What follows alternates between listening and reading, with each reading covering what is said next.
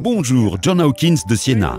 Aujourd'hui, nous allons parler de la manière d'améliorer le service à vos clients en étendant la bande passante en périphérie du réseau. Cela peut concerner des réseaux qui appartiennent à un grand opérateur offrant des services sur ce même réseau, ou des réseaux d'entreprises avec des utilisateurs en interne mais répartis dans différentes succursales, cliniques, différents campus ou sur plusieurs étages dans un grand bâtiment. De plus en plus, ces réseaux assurent un accès critique pour les entreprises à des ressources publiques et privées situées dans des data centers proches ou lointains. Tout cela concerne l'incroyable appétit de bande passante ou de capacité réseau montré par les utilisateurs. Toutes ces succursales, cliniques, écoles, agences gouvernementales et tous les sites de ce genre doivent être reliés en toute fiabilité au cloud et les applications elles-mêmes recourent souvent à la vidéo ou impliquent l'échange d'images de haute définition. Il y a quelques années, un débit de plusieurs mégabits par seconde de connexion suffisait, mais plus maintenant. De nos jours, il n'est pas rare d'avoir une demande de plusieurs gigabits par seconde. Alors, comment fournir cette bande passante ? Le problème n'est pas nouveau. La bande passante augmente constamment depuis des décennies. Le noyau du réseau a tendance à augmenter en premier, car c'est le point où converge toute cette demande. Pour y faire face, de nouvelles technologies comme DWDM et l'optique cohérente ont été conçues afin de satisfaire cette demande. Avec le temps, ces technologies se sont rapprochées de la périphérie du réseau, tandis que le besoin pour un débit supérieur d'accès et d'agrégation augmentait parallèlement. On constate actuellement une croissance et une demande importante pour des services 10 Go et 100 Go en périphérie de réseau. Prenons l'exemple de l'imagerie médicale. Des images IRM ou de tomographie axiale par ordinateur de l'ordre de 10 Go doivent être stockées dans le cloud, puis être comparées à d'autres images qu'il faut aussi récupérer dans le cloud. Plusieurs images en 3D sont parfois requises et cela des dizaines, voire des centaines de fois par jour. Prenons l'exemple d'un centre de congrès, d'un stade ou d'un aéroport dans lesquels des centaines, voire des milliers d'appareils sans fil sont utilisés pour télécharger de la vidéo en temps réel.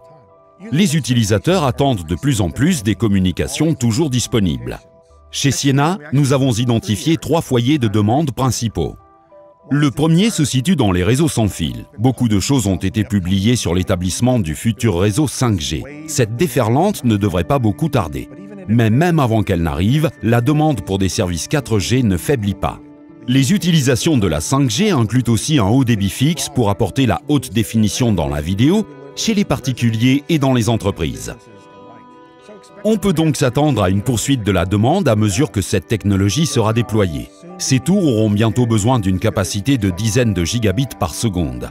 La liaison de toutes ces données avec leurs sources éventuelles continuera donc à être alimentée pendant de nombreuses années. Un autre domaine déjà mentionné est celui des services professionnels haut de gamme. Ce sont souvent des connexions Ethernet ou IP vers de hauts bâtiments vitrés et des configurations partagées comme notre exemple d'imagerie médicale. Le prestataire de service peut être une société de télécom, de câbles, un opérateur de data center ou l'entreprise elle-même. Il y a ensuite le data center lui-même.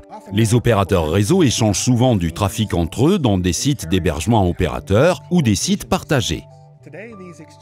Ces échanges utilisent souvent des liaisons 10 Go Ethernet. À mesure que la bande passante des utilisateurs augmente, plusieurs échanges de ce type sont requis. Tout ceci se traduit par une multitude de commutateurs réseau qui s'empilent pour assurer ces liaisons et conduit à un besoin d'interface 100 Go et d'une réduction du nombre de boîtiers. Ces 3 tendances trouvent chez Siena leur réponse sur les plateformes 5170 et 3928. Celles-ci sont conçues pour fournir un accès rentable à haute capacité et une agrégation de services 10 Go à la périphérie du réseau. Vous avez un client qui a besoin d'une connexion Ethernet sur le réseau ? Aucun problème. Pas besoin de configurer un routeur complexe pour cela. Le 5170 fournit 4 ports de 100 gigabits Ethernet et 40 autres de 10 gigabits Ethernet pour une capacité totale de 800 gigabits par seconde dans une plateforme 1RU. Si vous avez besoin de fournir des services de 10 gigabits Ethernet, le produit 3928 est alors la plateforme idéale, avec une capacité de 48 gigabits par seconde dans une plateforme 1RU. Ceci me ramène au centre du réseau qui, vous vous en doutez, doit également tenir le rythme. Le 8700 Packet Wave Platform de Siena est un agrégateur en châssis capable de croître à mesure que les besoins réseau augmentent. pour traiter jusqu'à 6,8 terabits par seconde de capacité regroupée. Tous ces produits font partie du portefeuille Packet Networks de Ciena qui utilise notre SAOS ou système d'exploitation à reconnaissance du service pour donner une infrastructure de gestion simple. SAOS a une multitude d'outils d'exploitation et de gestion pour mesurer les performances et traiter les défaillances de manière proactive. Des renseignements sont extraits du réseau et permettent à notre suite logicielle Blue Planet de gérer, de contrôler et de planifier les réseaux afin de réduire les coupures et de profiter de la croissance à son plein potentiel, qu'il s'agisse d'un nouveau client ou d'un nouveau projet d'entreprise. Avoir une bande passante là où elle est nécessaire est de plus en plus crucial pour les entreprises de toute taille. Avec les Ciena Packet Networks, nous vous aidons à surmonter les difficultés de la prestation de bande passante en périphérie de réseau.